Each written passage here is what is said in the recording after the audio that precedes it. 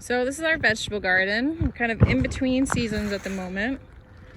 And because master gardeners can't come out in big groups at the moment, thanks to the virus, we have, sort of a middle harvest season. There's lots to look at, lots to munch on, and lots for the bees and all the other pollinators to visit as well. So we have 4 of these big sections. Here's 1, 2, 3, 4. And so the vegetable gardeners, they practice something called crop rotation. So they won't plant something that's in the same family in the same bed from year to year or from season to season. So they're not going to plant potatoes and then tomatoes in the same beds, because a lot of the pests and diseases that are prone to certain plants are also prone to their relatives. We've got a lot of fantastic carrots. And let's see, over here we have something interesting. This is called a cover crop. So they planted this cover crop, a year ago, and they harvested it. It's blooming now. This is called crimson clover. So the idea of a cover crop is to have plants in place while you're not necessarily harvesting from that area. So this reduces erosion, but also in the case of these guys, they're in the Fabaceae family, the bean or the pea family. They fix nitrogen from the air into the soil. Even these so-called weeds, this hairy vetch, is a good nitrogen fixer. So what the master gardeners, the VegHeadz, will do is they'll take this and they'll probably let it flower for a while yet, because it's a really good source for pollen and nectar for our honeybees and our other bees. And then they'll use a process called chop and drop. They'll come through and they'll chop it, and then they'll just leave it right on the soil so that those nutrients that the plant collected will just go right back into the soil for the next ones.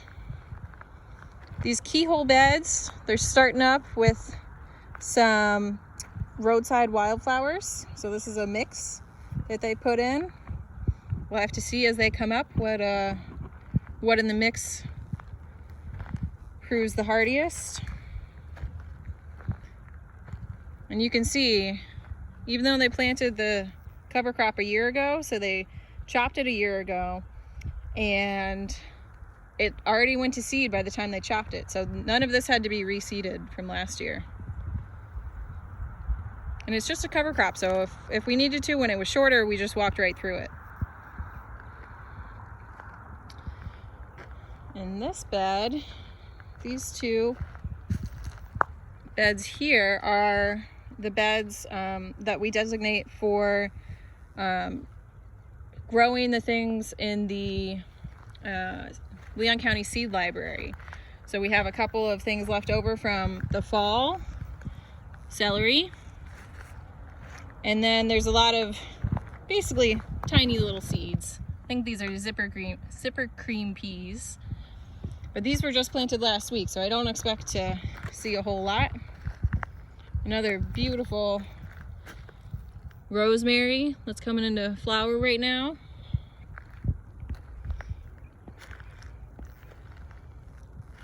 And so how the VegHeadz split up their work is they'll have responsibility for each one of these beds, but everybody kind of works together. If something needs weeded, they'll weed it. And this is asparagus. This is delicious. As it gets bigger, it looks really wispy. This whole bed will look really wispy. But it's a perennial vegetable, so nothing but asparagus grows in this area. And it'll keep coming up from year to year. We got some really delicious peas, sugar snaps, but they're a wonderful purple.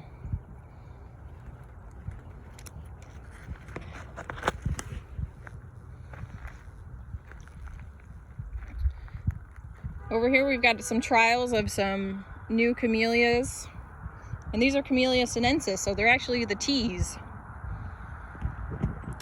Over here we got some stuff that could be problematic. It could bunch and take up too much sun for some of our annual vegetables. So we have sugar cane and some bamboo that we use. It's clumping bamboo, so it won't spread, that we use for making trellises.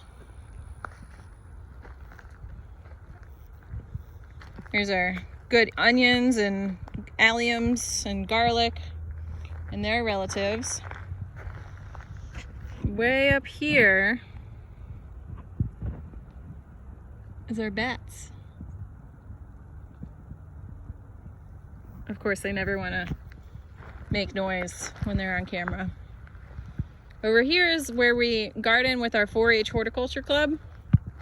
And we put this, usually we don't recommend this black plastic, but these poor kids were so sick of picking weeds when they came to horticulture club. So we laid it down so they wouldn't have to pick any more nutsedge. And it's done pretty well. So the kids planted potatoes around Valentine's Day, and they just hilled them up last week.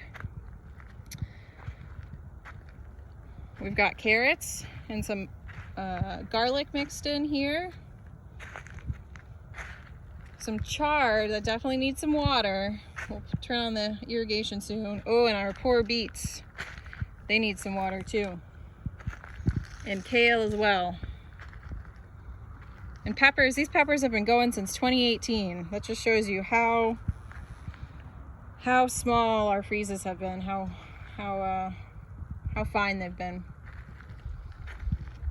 The kids have some sugar snap peas growing up too. And then coming down here, we've got more cover crops. And sometimes they'll do cover crops for different seasons. So they'll do buckwheat as the seasons come on. So we're stepping on a lot of mulch here, because this mulch adds organic materials to the soil, and it really helps improve your soil. You can see here they put mint.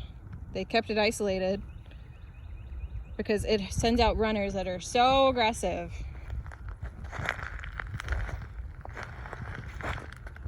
Here's a mulberry tree. So we're entering here the forest garden, and this is a really magical place. It gets, a lot more shade, you can tell, than further up. So we can grow things at sort of a slower rate because it does get more shade. But a forest garden essentially is using permaculture principles to slow down water as it comes down the hill. But then it mixes a lot of things. You don't see things in rows down here. You see a lot of trees integrated into the landscape. You see a lot of waste reuse. So all these sticks. And essentially, the Master Gardeners, everything they plant in here is edible in some way or another. So there's all sorts of interesting spinach taste-alikes. They're not related to spinach, but you can cook with it like it's spinach. This is the Okinawa spinach. There's a wax myrtle, a native. And you can hear the crunching, so they use cardboard to hold down a lot of the weeds.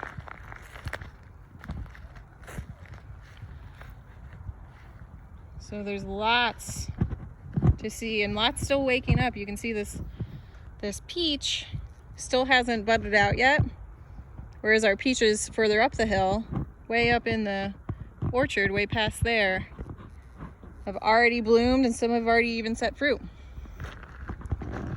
This guy is a great elderberry. Hoping to get some fruit off that this year.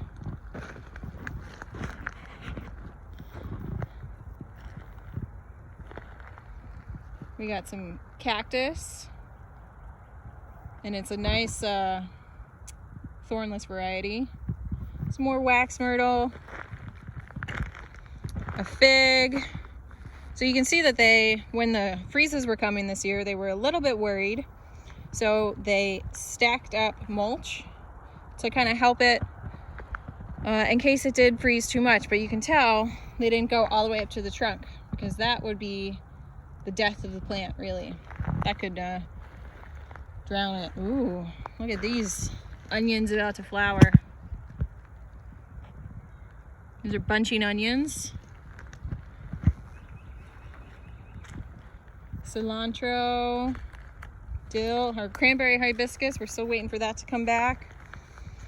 A lot of this, like the arugula, down here we've just let it go to flower or to seed, because we want the bees to be happy and we want all the other pollinators to have something to eat, even when it's not necessarily for us to eat. We're really working together. So this is a big garden. I think it would be hard for any one person to manage, but all of our master gardeners work together to manage this big, beautiful vegetable garden.